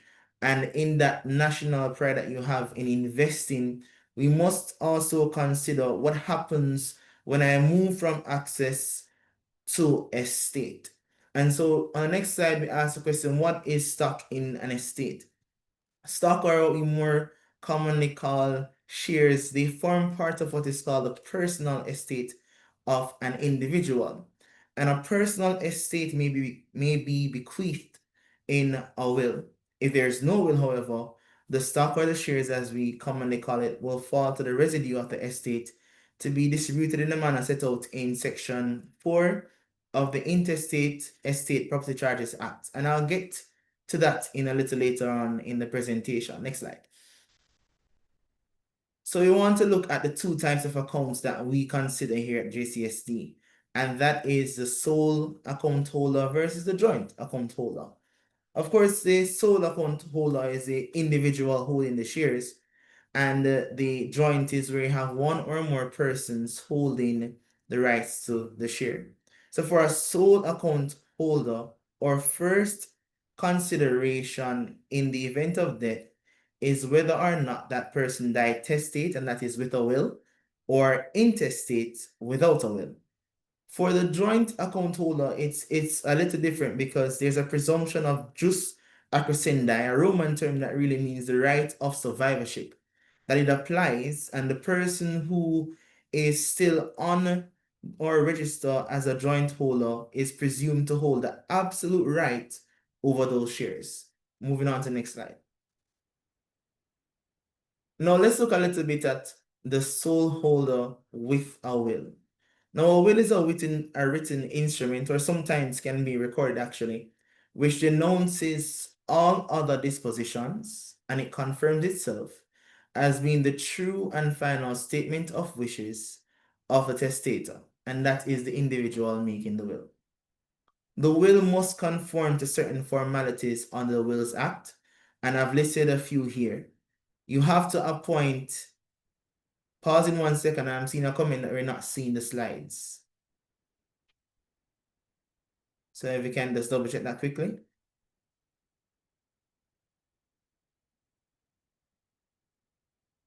Okay, I'm seeing it visible yes, now. the presentations are visible. I'm aware that some persons are having issues seeing, and we're asking them to restart their Zoom link if that is the case, or if there might be a delay. But you may proceed, because there is confirmation in the chat that quite a few of our participants are seeing the presentations. Thank you very much. Can we go back to the previous slide? Thank you. And one of the things that we want to impress upon all of the participants here is that the will should be specific and identifiable in the way that it bequeaths or devises its gifts. You can have a will that has all the formalities, but then the wording is so abstract that no one can really pick up what you are leaving in the will. So you can speak specifically to the shares, or you can speak to them in a general shares. All my shares that I hold in my JCSD account number, so forth and so on, I give to this person. Now, in the event the sole holder of shares dies testate, the will must be proved in the court through a process generally referred to as probate. We can move to the next slide. Now, this process of probate will require that the executors prove the validity of the will in the courts. And this is because the gift in the will, and we're speaking, presuming that the gift is the shares, is registered in Jamaica. And so once you have the asset in Jamaica, you'd be required to either get the grant of probate, and I'll go further to say, if you have a will that was created outside of Jamaica, it would still have to be resealed in Jamaica so that you can treat with the stocks, because the stocks are situated in the Jamaican exchange. Now, successful applicants would receive a grant of probate, which allows the executors to provide instructions on assets and to begin the process of transferring the shares from the deceased holder to the beneficiary of the will. Now, before that transfer can take place, there is a requirement under the Transfer Act that the estate must be assessed for what we commonly call succession duties. And that is done through a document called a revenue affidavit, which details the shares in the estate with support documentation of the value of the shares as at the date of death. And of course, that is information you can receive from the JCSD once you have the proper documentation to prove that you have the authority to apply for the grant of probate. Now, the revenue affidavit is submitted to the Commissioner of Taxes, and they will provide what they call a notice of assessment, which may be for value or it may be for an exemption. And once the value is paid, or if there is no value to be paid, they will issue a stamp Form 8, which now confirms that all taxes have been paid up on those shares. On to the next slide. The executors may then submit to the JCSD the grant of probate, the Form 8, and give instructions for the transfer of the shares to the beneficiaries. However, the JCSD will not effect that transfer in the same account. The executors must work with a broker to open a new account for the shares to be transferred into. Dividends declared in the interim may be paid over to the executors, provided the grant of probate is presented to the JCSD, with the caveat, of course, that no transfer can be made without the Form 8, which is the Commissioner of Taxes or the Stamp Commissioner's confirmation that the taxes have been paid up in full. On to the next. So the shareholder without a will is a little more complex, and it falls into an area of law called forced heirship, which is a Roman principle that if you have not left a will, you cannot disown your family. And so if you do not leave a will, the shares fall to what is called the residue of your estate, and they have to be divided in line with the Intestate Estate Property Charges Act. Also, under the Administrator General Act, and as amended in 2015, the Administrator General has first priority to receive the grant in all intestate estates. So if the shareholder dies without leaving a will, a family member with the right of priority would have to first make an application to the Admin General to get consent to apply, then apply for letters of administration, and go through the same process of proving that they have the authority to apply, also the revenue affidavit, and then, having obtained letters of administration and the assessment of the estate, be able to make a transfer of the shares. Note in particular that the persons in entitlement go as follows. The surviving spouse first, and if there's no surviving spouse, then the children of the deceased. And if there are no children, then the parents of the deceased. And if there are no parents who are alive at the time of death, then it goes to the siblings. And if it continues down and there's no family members, then it goes to the good old government of Jamaica, which I'm sure will make perfect use of your hard-earned shares. On to the next slide. We can skip over this one. I explained this previously. So on to the next. And so we spoke about the entitled persons, and that can be found in section 4 of the Act, the Interstate Estate Property Charges Act. Heavily recommended, of course, that persons try as best as possible to have a written will to direct how their shares are to be administrated after death. On to the next. Now, joint holder accounts are a little more simplistic in that, as previously stated, there is presumed a right of succession. Therefore, upon the death of one or more of the holders, the rights of the shares is automatically assumed by the surviving joint holder. Therefore, without more, there is no requirement for a grant of probate or a letter of administration. The obligation of the joint holder now is to file a revenue affidavit for an assessment to be done of the half or whatever division value of those shares as at the date of death.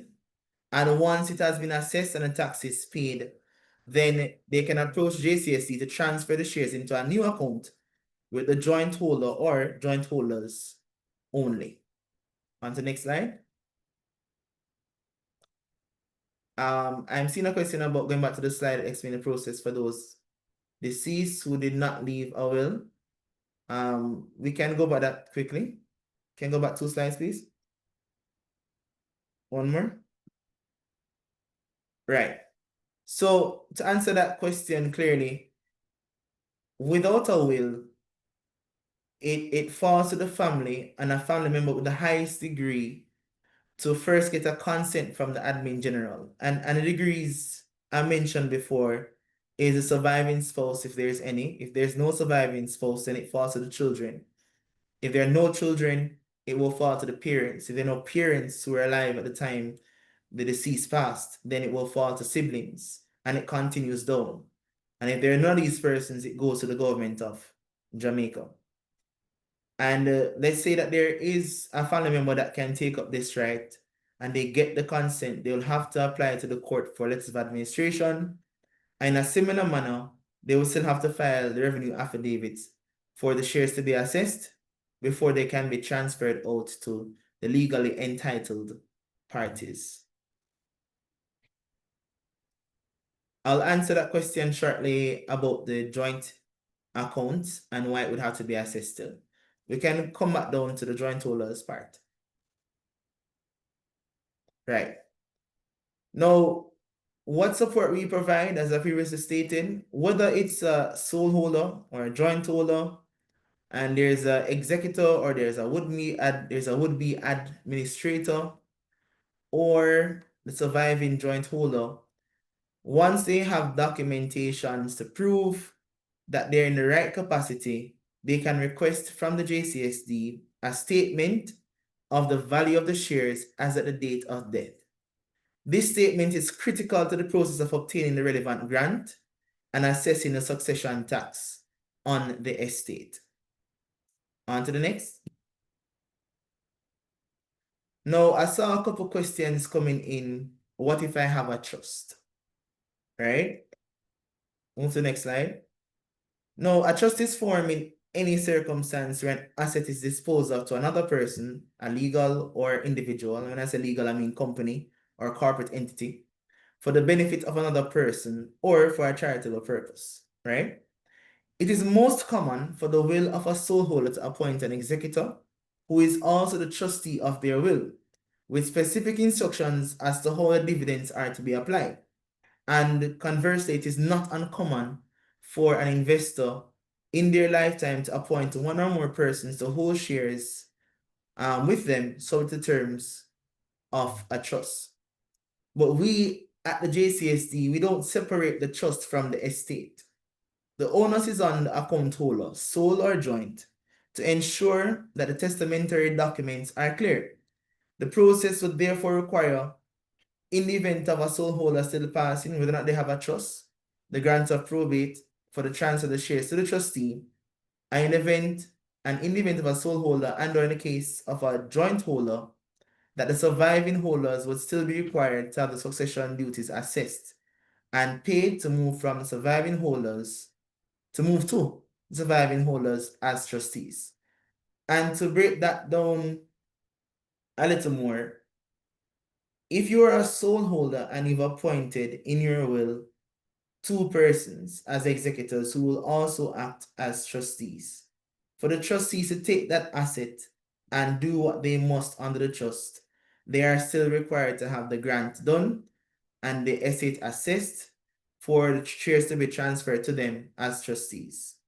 And in the event that you appointed someone to hold the shares with you as trustee, then in the event of a joint holder passing, the assessment of the succession duties must still be done before they have the entire right to transfer the shares to them, even in the capacity as trustees. Next slide. So we did a little comparison in terms of time and authority to transfer here. And from what you can visibly see here, a lot of time can go into administrating an estate, whether it is testate or intestate. A lot of time goes into that before the administrator or the executor has the authority to look about transferring those shares.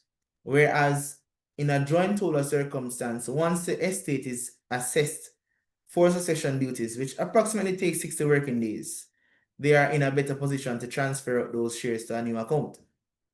And the rights of dividends accordingly follow to the representatives of those estates, as opposed to in a joint holder situation, the surviving joint holder will still have the rights to receive those dividends.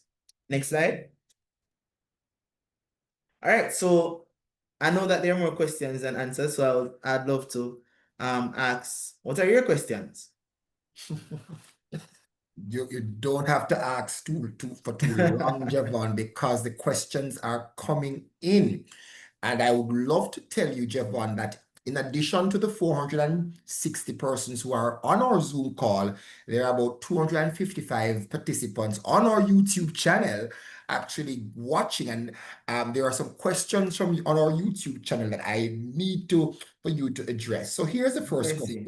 My father has shares in several companies and he passed away, and I would like to continue investing in the companies that he had or was investing in. What are the steps in doing so? All right, so as I mentioned in the presentation, the first consideration is whether or not the father passed with a will. If there is a will, then we have to find the executors and have them probate the will. There is clearly going to be some assessment of the taxes due on those shares to be transferred out to the beneficiaries. If there's no will now, the question then is, who is the party with the highest priority or highest entitlement to go and get letters of administration? If the father had a surviving spouse, then that person would have the right, and if not, it would fall to the siblings, which would be in this scenario, the children, I mean, which would be in this scenario, the participant asking the question. That would then require them to get a consent from the admin general first, and then they can go ahead and make the application to the court for letters of administration, get the estate assessed, and then give instructions to the JCSD for the shares to be transferred in their own name for them to continue those investments.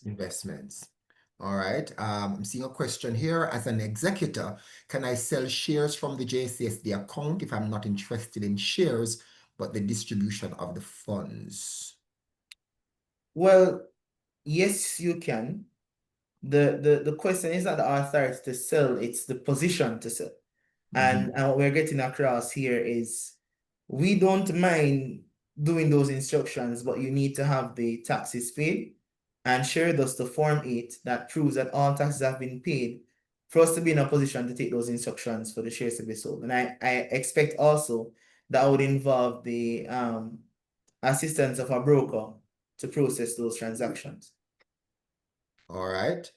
Thank you for that. Do I need to close my account to remove a non-contributing joint holder? No, the point of joint hold is a little more tedious. And I try to concise the presentation given the time constraints, but it gets a little more tricky legally because once you appoint a joint holder to the account, unless both parties are agreed to be removed, we're really in a difficult scenario because legally that person has rights, equal rights to the shares. And so that's going to take some more consideration. I don't think it'd be wise to give a conclusive opinion on that at this point. All right, thank you for that. Another question on YouTube is, what is the cost difference between probating a will and transferring assets through a trust fund? Oh, all right. I like that question. Now, a trust can operate intervivals or it can operate after death. The question is how much the parties or the settler is willing to expend in getting that done. When you do the trust prior to death, you're spending 2% right now on a transfer tax. So you'd have to transfer the shares into the trustee for the shares to continue then. If that is not done and it goes to estate, the law prescribes a transfer tax of 1 point succession duty, aka transfer tax, 1.5%. The good thing is that in about 2018, 2019, the government did something which is to allow an exemption of up to 10 million on the total assets of the estates. So up to 10 million is not taxable in the event of death. So you have to do that cost analysis based on the overall assets in the estate. One couldn't pick it primarily off just asking the question, but a comparison has to be done between the value today and the prospective value in the future, because that's going to be the rate that's going to be assessed at that time. All right, thank you for clarifying that, sir. Lots of questions about how are the shares handled with multiple siblings without a will? Are those shares divided equally? Getting some questions like that.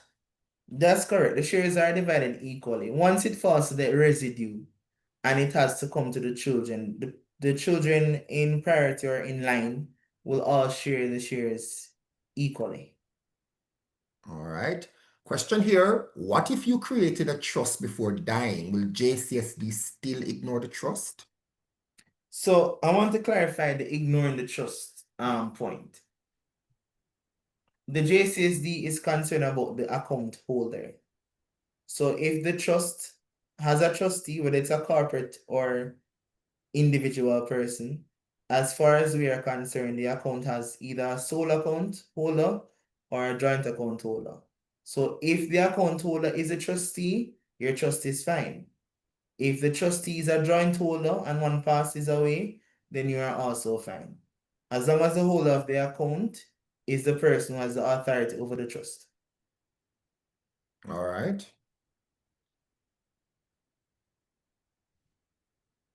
Javon, quite a few questions here on this very important matter. So I'm trying to wait. It's a hot topic. Oh, yes, hot topic. We might need to have a subsequent webinar just for you, Javon, to look at this particular issue, because quite a few questions coming in. How do I access? Oh, no. Okay.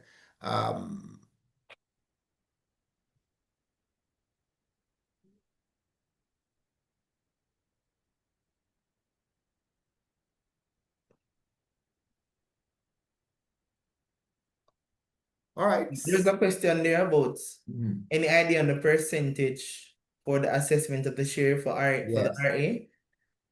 The assessment percentage currently is 1.5% subject to an exemption value of up to 10 million. So if the shares are valued less than 10 million, and that is the only asset in the estate, then it would be exempt from the assessment. You get a nil assessment, essentially. Okay. All right. Good stuff. Thank you so much, Javon, for that very succinct and yet very detailed presentation on this very important topic. As I said, we might need to have you come back, Javon, and just do a session just for yourself on what happens to the shares of the deceased shareholder. Very important discussion here. But ladies and gentlemen, we are at the end of our webinar, and what a time we have had. And the theme runs through every presentation that, listen, once you're armed with the information, then you can make better decisions. You can be more forthright with your investment decisions. And so we are grateful this evening for the assistance to walk us through this very, very important topic, from access to estate, understanding JCSD services for every stage of shareholding. We had Ms. Andrea Kelly, who provided the context for our webinar today. We want to thank Mrs. Alicia Dean for setting the tone through prayer. And of course, Miss Andrea Kelly, who provided context. Then we heard from Mrs. Cadil McNaught Hermit, who provided some very useful information about pledging, about liquidity options and mandates. And even to the very last presentation, we had questions still on pledging and mandates in the chat. Then we heard from Miss Althea Daly on the DMA, Direct Market Access Platform, and certainly lots of engagement with that because, of course, store your funds in different markets was the theme of that presentation. Then we learned about the JCSD client portal, how convenient and how easy it is to gain information that every shareholder, every investor needs as they navigate the shareholding experience. And we turned our attention just now to Mr. Leon, who spoke about these legal matters, very, intricate waters to wade through, but certainly lots of questions coming out. And I want to thank all our participants, all our panelists from the JCSD side of the JSE group of companies for sharing very valuable information on this important topic, from access to estate. Ladies and gentlemen, it was our pleasure to have brought you the information tonight. It was our pleasure to share, and we appreciate your engagement. We appreciate your questions. And certainly what is clear from this webinar is that we do, Cadil, need to have very soon a follow-up webinar, a follow-up seminar to our participants, to our clients, because there's so much. Yes, we're seeing in the chat, we do need a part 2, and I promise you, we're going to have a part 2 very soon because so much to unearth. So ladies and gentlemen, do have a wonderful rest of the evening. It's my pleasure to host this webinar, to moderate this webinar.